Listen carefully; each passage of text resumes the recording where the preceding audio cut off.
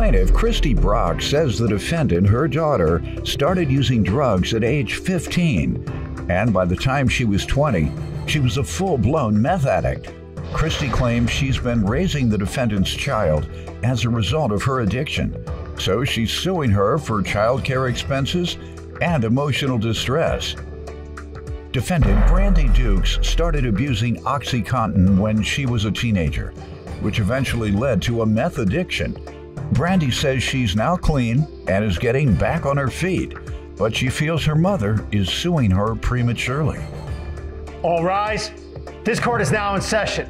The Honorable Judge Greg Mathis presiding.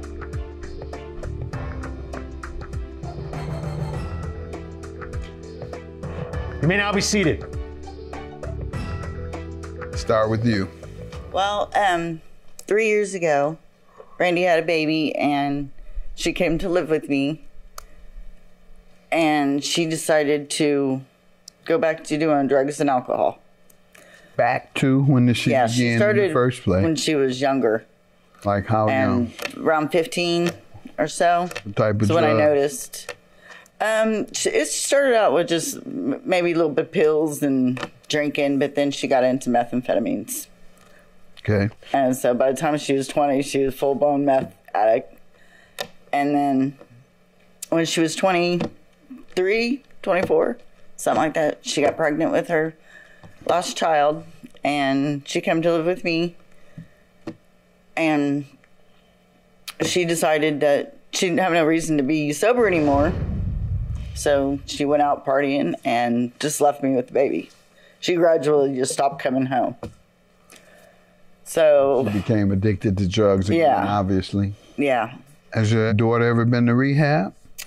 The rehabs that she's went through was the ones that she's went through her probations that she's been on and off of. There's been no voluntary rehab on her behalf. No. And as a minor, you all couldn't force her into rehab? You could. I should have. Yeah, okay. Well, Yes, I should have. let me hear from you now. Well, Your Honor, I've had a drug problem since I was a teenager. Just hanging out with the wrong people, friends. What type of pills did you start with?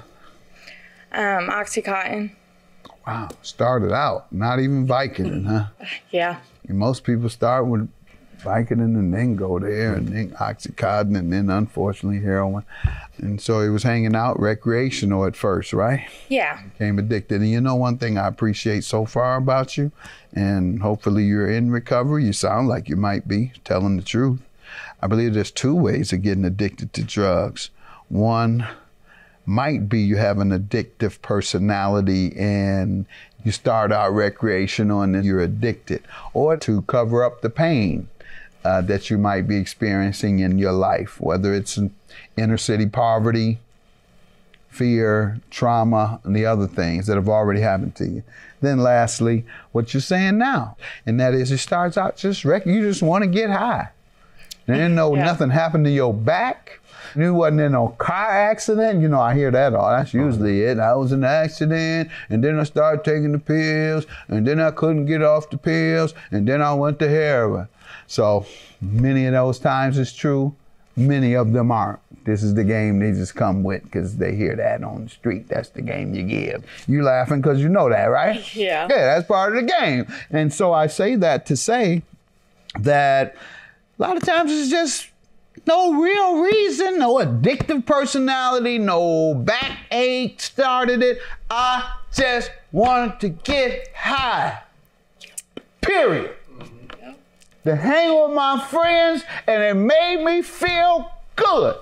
That was me. Period. And it made me feel good, so I wanted to feel good again. And again and again and again. And then when I looked up, my chemicals start demanding that drug, and I couldn't get off of it, even though it wasn't getting me high anymore as it used to. And I don't want to go to heroin. So instead, you never made it to heroin? I've tried it one time. I had a horrible time. Yeah. It was So terrible. that's one thing, folks, young people, you're going to throw up like a pig, and you're going to be in a lot of pain. So You're a witness to that as well. Thank you so much for coming in. I love for recovering addicts to come in and tell their experiences. All right. And that's why I want everyone to be able to listen, and young folks hear you and stamp what I've said on what you're doing is giving me receipts. That's what they call it. The kids call it receipts, when you can prove your stuff. Yeah, these my receipts. You can prove stuff I've been saying all these years. You wasn't in no car accident? You know, I hear that all. That's usually it. I was in an accident, and then I started taking the pills, and then I couldn't get off the pills, and then I went to heroin. So many of those times it's true.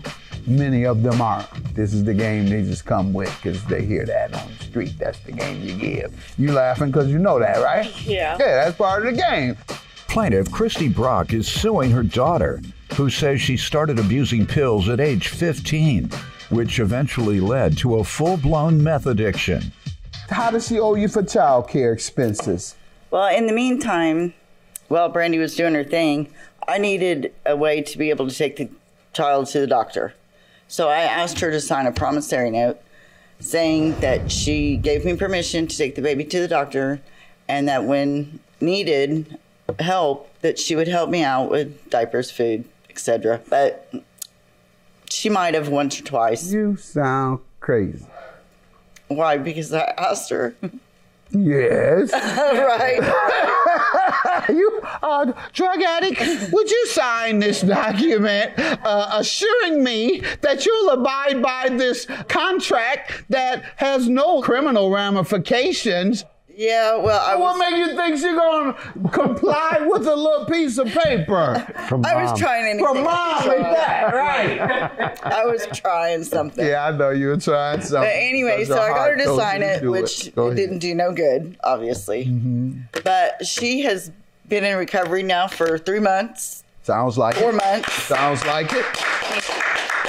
And she's doing good. She's got a job, and I'm not asking for anything in the past, but these last 3 months she's been working, so I don't see why There you go. I'm with you, young lady. Okay, I'm living with my aunt, and I am working, and I should pay my mom, but I mean, I'm trying to get back on my feet, and I just bought myself a minivan so I can get myself to work. That way I can keep my job. And so I just need a little bit more time. Saved up to buy a minivan, right? Yeah. Okay, good. It cost me a little bit, but Good. I now can get myself to work, and I don't have to rely on other people.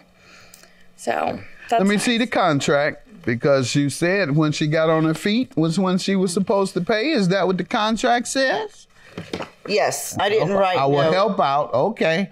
I also will help out with clothing, diapers, and food when possible, when I get my life back on track. Where did you get your number from, though? Because this doesn't say a number. This says help out. Well, I've added it up, and it cost me about $300 a month just to take care of Ava, and I'm having my own problems. I lost my house during So the COVID. $300 a month is multiplied by a certain number of months? I say the last 3 months since she's been working. All right. She believes $300 a month for 3 months is reasonable, and it sounds reasonable to me. You want to go with that number, or do you want to further debate that $900? No, I'm okay with that. All right. And the $1,000 is for what? Because you're suing for $1,900. Emotional distress. How so? Because she's just put a lot on me these last 3 years, and without helping me out, and I've got my own problems. Ma'am? I lost my home during news for you. COVID. I'm living in a hotel with her daughter. If I could get emotional distress and reimbursement for all the drug addicts that have harmed me financially and have caused me severe emotional distress, I would be a rich man. But just taking into consideration, she didn't pay me nothing for the 3 years, so that was very stressful. My point is, ma'am, you're one of millions. 100 million people.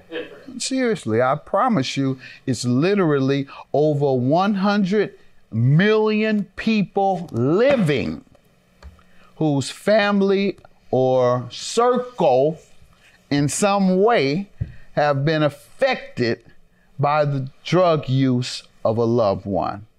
Mm-hmm. Over 100 million. So I say that to say everybody would be bankrupt if you could get reimbursed or a judgment for emotional distress for having to deal with the effects of a loved one on drugs. And the courts can't handle 100 million people. Very true. And it's just emotional distress is for things that are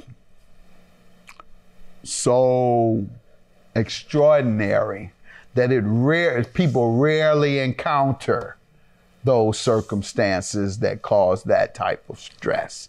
And this is not something people rarely encounter. This is something every family encounters.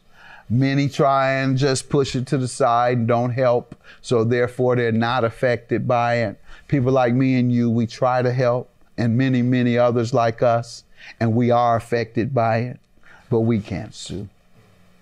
You and me would probably both be rich if we could sue. Boy, howdy. A lot of times it's just no real reason, no addictive personality, no backache started it. I just wanted to get high. Period. To hang with my friends, and it made me feel good. Plaintiff Christy Brock is suing her daughter, who says she started abusing pills at age 15, which eventually led to a full-blown meth addiction. Judgment for the plaintiff, $900. Have a good day. Congratulations. I want to hear back from you. So far, you're looking good, sounding good. So I want you to check in with me and make us more proud of you, all right? Thank you. All right, judgment for the plaintiff. I love you, and let's go home. I love you too.